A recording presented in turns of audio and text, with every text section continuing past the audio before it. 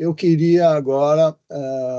para convidar para o encerramento o Reinaldo Oliari, que é membro do GT Sustentabilidade do Ibracon, para nos falar exatamente sobre taxonomia das normas SASB e o pragmatismo dos KPIs.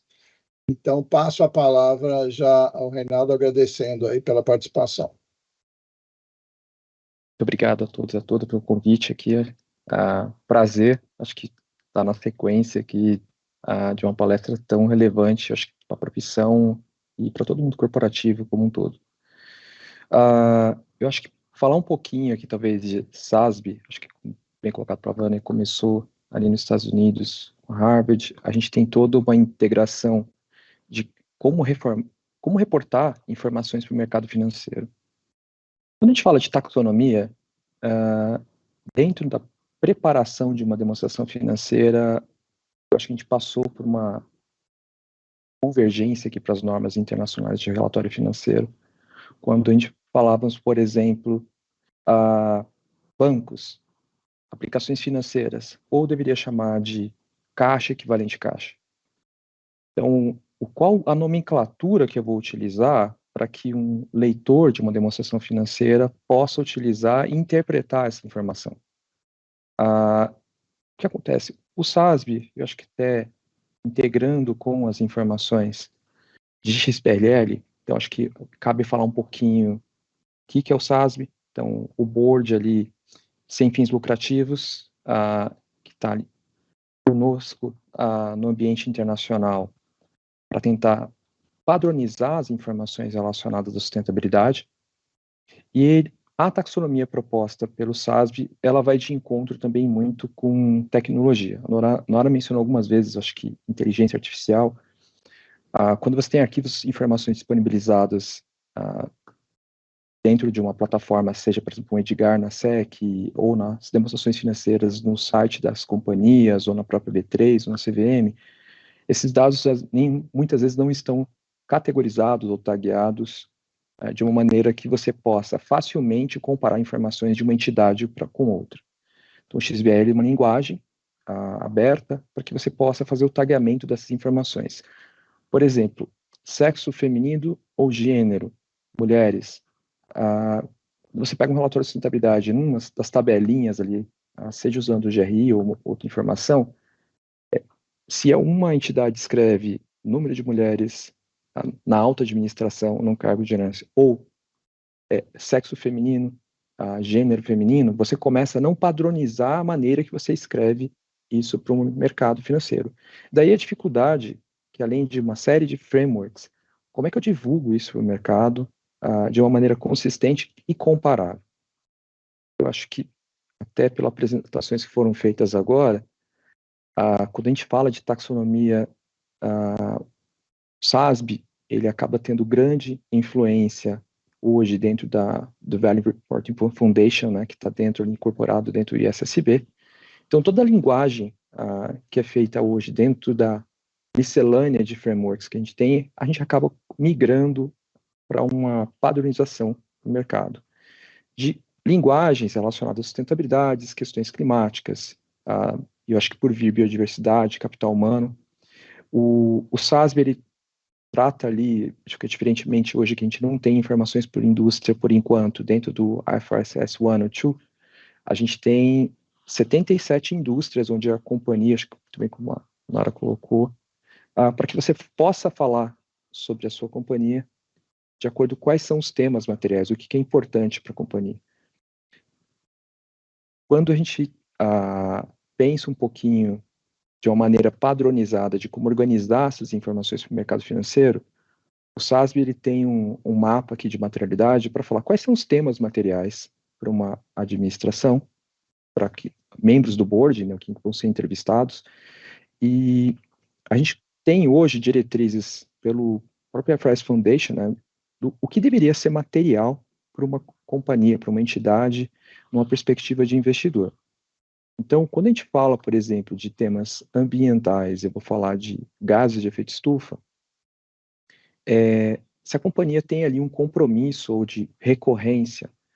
de compensar as emissões de carbono equivalente por meio de compra de crédito de carbono ou de informações relacionadas a projetos de descarbonização, seja por plantio de floresta ou evitar que uma floresta seja desmatada, eu tenho de uma maneira padronizada usar qual é a terminologia que eu vou utilizar dentro de um relatório de sustentabilidade, um relatório integrado, ou em outros relatórios, para que eu possa comparar essas informações com outras entidades. Da mesma maneira que capital humano, quando eu falo práticas trabalhistas, se a companhia claramente tem políticas relacionadas a, seja prevenção de lavagem de dinheiro, a não utilizar dentro dos seus processos, identificar o não uso de mão de obra escrava ou infantil, será que eu tenho essa informação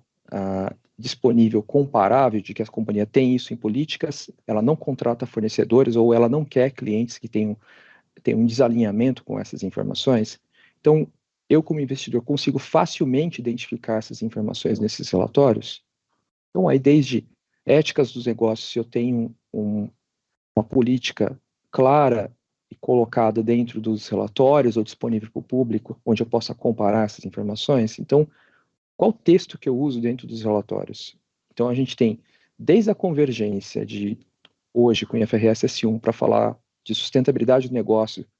se a empresa continua, né, se ela se sustenta dentro dos seus negócios, seus produtos, seus insumos, a gente tem informações relacionadas, padronizadas sobre o clima. Mas a linguagem que vai ser utilizada, o tagamento dessas informações, assim como a gente tem, acho que a audiência pública que acabou de ser mencionada aqui, está aí para taxonomia de linguagem que vai ser utilizada para a gente padronizar as informações de como reportar para o mercado, a gente tem uma boa referência aqui internacional de como reportar essas informações. Quando,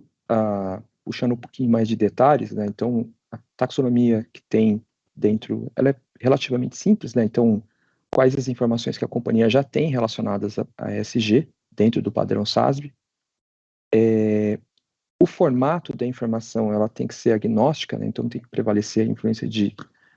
da companhia ou de um determinado framework. Ela é abrangente o suficiente para que a companhia possa reportar isso de uma maneira padronizada e também aplicável por qualquer órgão regulador.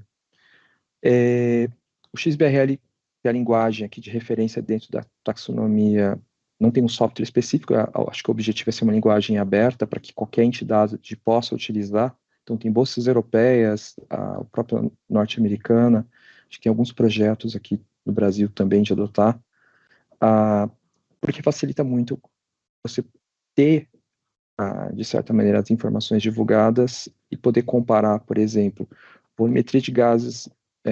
de escopo 1, 2 e 3 de todas as companhias de determinadas indústria em segundos. Então, acho que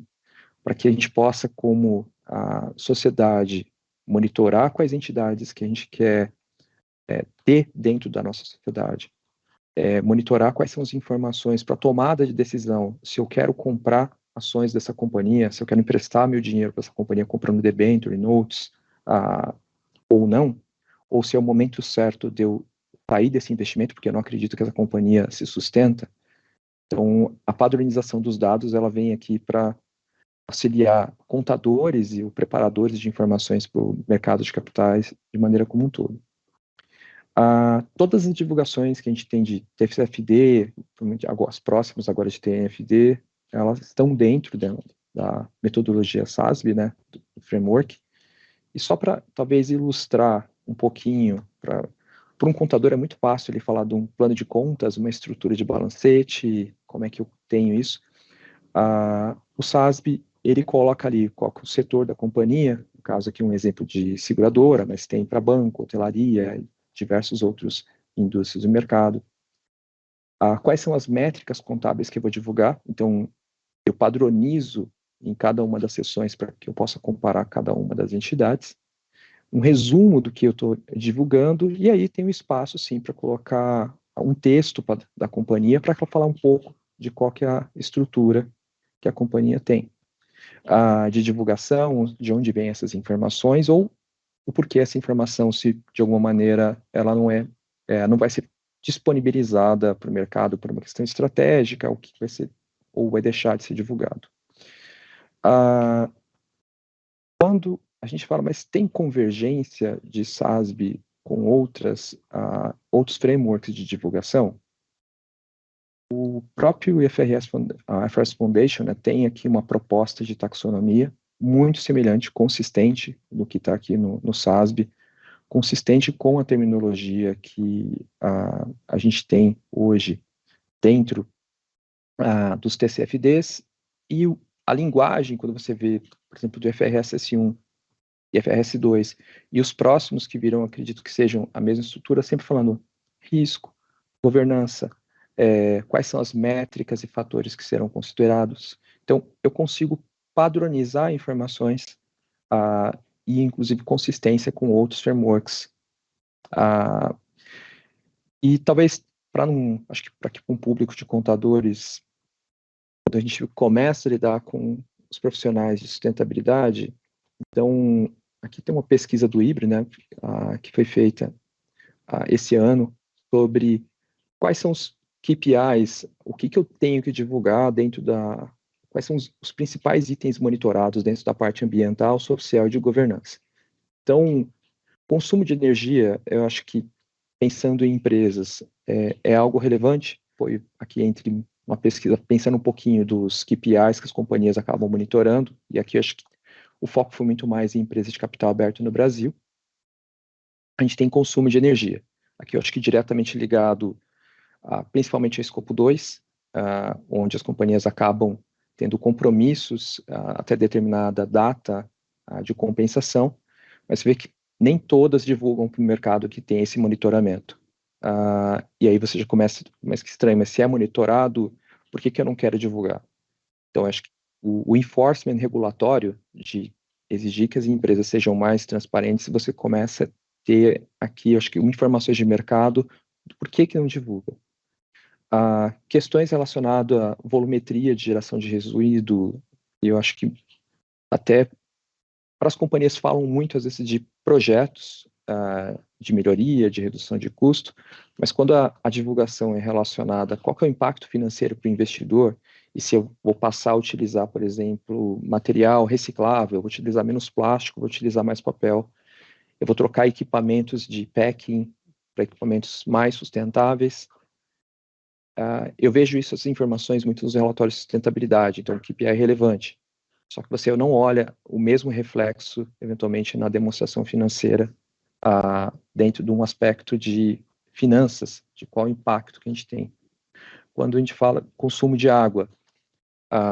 é um KPI relevante, então acho que tem uma padronização a ser feita aqui, acho que entre as entidades do que está sendo divulgado,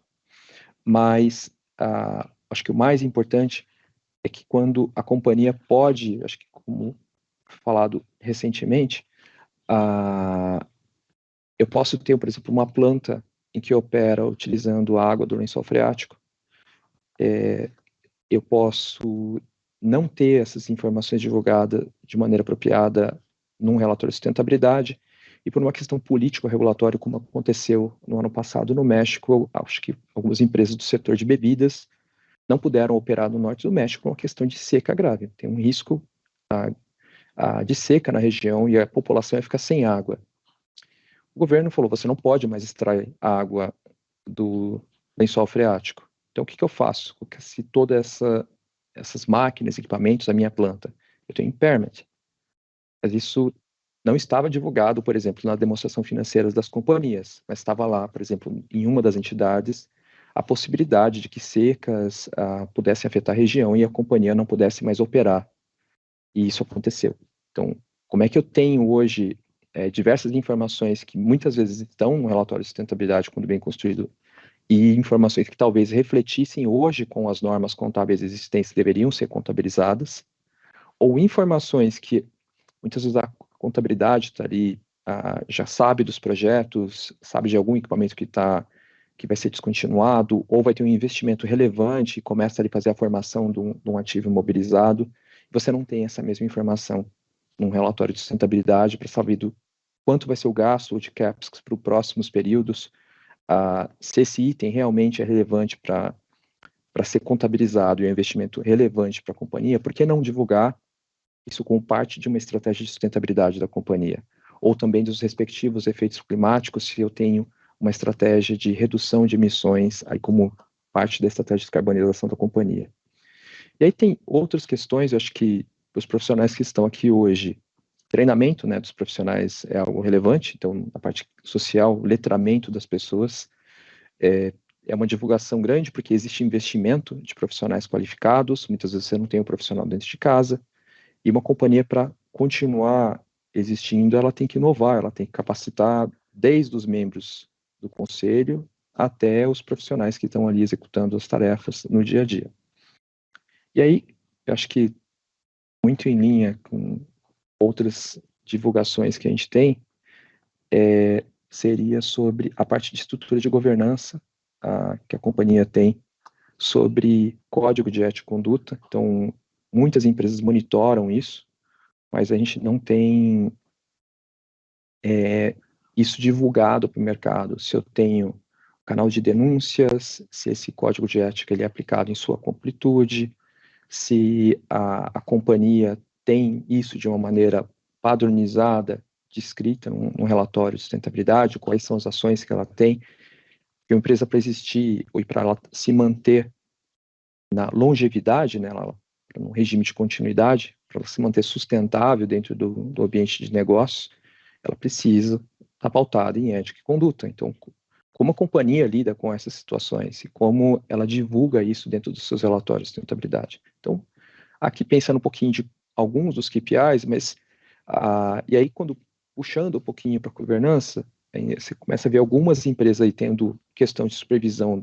seja do conselho de administração, ou seja dentro dos indicadores de ESG sendo monitorados pela alta administração. Então, qual que é a estrutura de supervisão desses KPIs, já sendo eles padronizados ou não? A divulgação, acho que cada vez maior vai ser exigida, de que se a companhia tem ali uma estratégia para descarbonização, então está remunerada a remuneração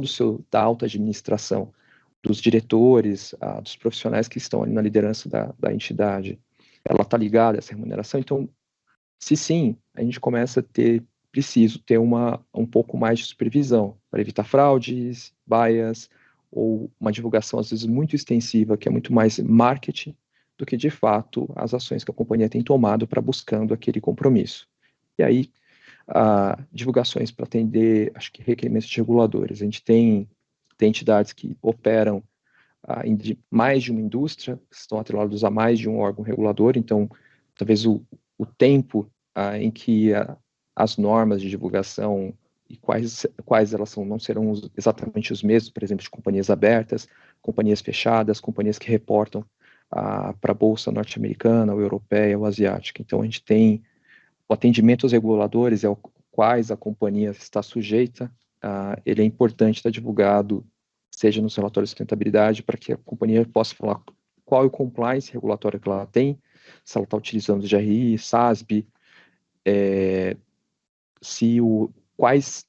itens materiais ou quais temas de SASB ela está utilizando nas divulgações, para saber se eu estou em compliance com SASB ou estou utilizando só como referência. Acho que talvez puxando um pouco para o tema aqui relacionado à taxonomia. Eu acho que puxando talvez o tema aqui de taxonomia e KPIs, eu acho que vou deixar um pouquinho de tempo para poder bater um pouco com o Haroldo aqui. Então, acho que, primeiro, obrigado pela oportunidade, mas acho que tentar um tempinho aqui para a gente discutir, talvez, refletir os temas que a gente tem falado aqui. Obrigado, Reinaldo. Infelizmente, na nossa programação, nós não vamos ter esse tempo aí, mas o que a gente queria trazer, acho que foi bem abordado, é trazer para reflexão isso, e a gente viu durante toda essa manhã que esses temas têm muito a todos nós, né, temos que refletir muito sobre esses temas e começar realmente a trabalhar mais de perto para poder avançar. As coisas estão vindo, como você também mencionou, quer dizer, regulação está aí também, então a gente não pode ficar parado, essa é uma parte grande do trabalho também do próprio CBPS nessa nova jornada que está por aí. Então, qualquer forma, agradeço muito a sua participação e imagino, tenho certeza, na verdade, que a gente vai ter outras oportunidades de trazer esse assunto e discutir mais profundamente. Dando só um cheirinho aqui para o pessoal e não esqueçam que a taxonomia também lá está em audiência pública aqui no Brasil e vale a pena a gente participar. Obrigado, então, Reinaldo. Não, eu que agradeço o convite. Boa tarde a todos e a todas. Muito bem, pessoal, eu vou só pedir mais alguns minutinhos para os últimos avisos e agradecimentos, né? Finalizamos, então, esse primeiro dia com discussões realmente muito relevantes e que esperamos tenham contribuído aí para melhorar o entendimento, mas, como eu disse, para trazer realmente as reflexões e claramente ações em relação aos temas, quer dizer, não dá para ficar parado. Queria, então, agradecer muito a todos que colaboraram para a realização desse